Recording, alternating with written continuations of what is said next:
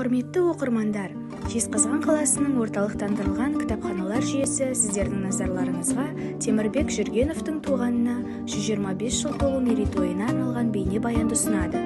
Темірбек Жүргенов 1898 жылы Қызылорда облысы Жалағаш ауданы Жаңаталап ауылында дүниеге келген. Темірбек Жүргенов ұлттың болашағын ойлап, тіліміз бен дініміздің, салт-дәстүріміздің, мәдени құндылықтарымыздың ұлықталуына айрықша іңкәрлікпен ат салысқан бірегей тұлға. Бала кезінен алғыр, шыншыл, білім құмар бала ауыл молдасынан дәріс алып, орыс қазақ бастауыш мектебіне оқуға түсіп, 1913 жылы оны бітіріп шығады. Темірбек Жүргенов есімін 1930 жылдардағы сталиндік репрессиямен байланыстырады.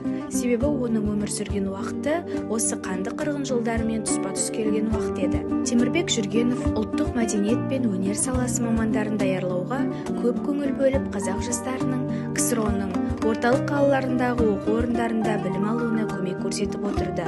Темірбек Жүргенов қазақ халқының өнері мен әдебиет, мәдениетінің дамуына елеулі үлес қосқан тұлға.